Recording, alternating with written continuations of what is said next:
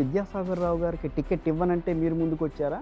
లేకపోతే ఆయనకి టికెట్ వద్దు నాకు ఇవ్వండి అని చెప్పి మీరు అనుకున్నారా? కొరుట్ల గడ్డ బీఆర్ఎస్ అడ్డ. రేవంత్ సర్కారు బాగా నడుస్తుందని అంటున్నారు బయట ప్రజలు. రేవంత్ గారి పరిపాలన మంచిగుందన్న మాట ఇప్పటివరకు నా చెవున పడలేదు. కావాలని రేవంత్ సర్కార్ని ఎన్నుకున్నారు కదా అందరూ కలిసి. కేసీఆర్ గారు వద్దని కూడా ఎవరు అనుకోలేదు. కేసీఆర్ గారు వద్దని కాబట్టి రేవంత్ కావాలి అని ఎవరు ఎన్నుకోలేదు. గ్రామాల్లో పర్సంటేజ్ చాలా తక్కువ వచ్చింది కదా మొన్న. తెలీదు, నీ ఎమ్మెల్యే ఓడిపోతే కేసీఆర్ గారు కూడా మళ్ళీ గవర్నమెంట్ ఫామ్ చేయాలని చెప్పి ప్రభుత్వ పథకాలు ఏదో రకంగా అమలు చేస్తామని చెప్పి మొన్నటి వరకు రేవంత్ రెడ్డి చెప్తూ వచ్చిన పక్కనుండే వాళ్ళు చాలా మంది మంత్రులు చేతులు ఎత్తేశారు. రాజ్యాంగ విలువలు వాళ్ళ లేవు, అందుకనే నేను వాళ్ళ గురించి మాట్లాడను. గత పాలనలో దాదాపుగా 6 లక్షల కోట్ల అప్పులు ప్రస్తుతం పేరుకుపోయినాయి. వడ్డీ కట్టుకుంటూనే వెళ్ళడం సరిపోతుంది మాకు అన్నారు. మేము చేసిన అప్పులు 4,17,000 కోట్లు 10 సంవత్సరాలలో.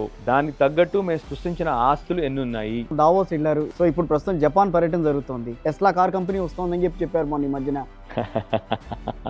పార్టీ ఫిరాయించిన ఎమ్మెల్యేల విషయంలో మళ్ళీ ఉప ఎన్నికలు వస్తే 100% బీఆర్ఎస్ పార్టీ 10 సీట్లు కూడా. కొంతమంది ఎమ్మెల్యేలు మేము ఇంకా బీఆర్ఎస్ లోనే ఉన్నామని చెప్పి ఇంకా ఫోటోలు పెట్టుకున్నారు. ఇంకా ఫిరాయించిన ఎమ్మెల్యేలు మళ్ళీ మేము పార్టీలోకి తీసుకోం కదండి. మొన్నటి ఎన్నికల్లో పోటీ చేయకపోవటం, చాలా విషయాల్లో బీఆర్ఎస్ కామ్గా ఉండడం, అది ఒక రకంగా బీజేపీకి.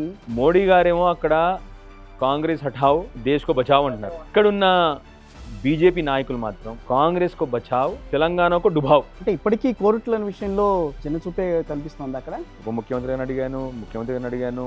మీ పనితీరుకు మెచ్చి మీకు 12th ప్లేస్ ఇచ్చారు కదా. గాలి మాటలు సినిమా డైలాగులు చెప్పండి. నేను బీఆర్ఎస్ కాంగ్రెస్ పార్టీని ఏదో రకంగా ప్రభుత్వాన్ని పడగొట్టే ప్రయత్నం చేస్తోందని చెప్పి ముఖ్యమంత్రి స్థానంలో కూర్చొని ఇష్టం ఉన్నట్టు మాట్లాడుతూ ఇష్టం ఉన్నట్టు ప్రవర్తిస్తుంటే బీఆర్ఎస్ కు రజతోత్సవ వేడుకలు ఏ ప్రభుత్వం చేయని పనులన్నీ కేసీఆర్ గారు చేసి పెట్టారు. మీ ఫ్రెండ్, మంచి ఫ్రెండ్ ఆయన కేటీఆర్ గారు పాదయాత్రకి వెళ్తారు అని చెప్పి మొదట్లో మాట్లాడారు. కేసీఆర్ గారు అనౌన్స్మెంట్ చేస్తారు, కేటీఆర్ గారు ఎప్పుడు పాదయాత్ర చేస్తారు.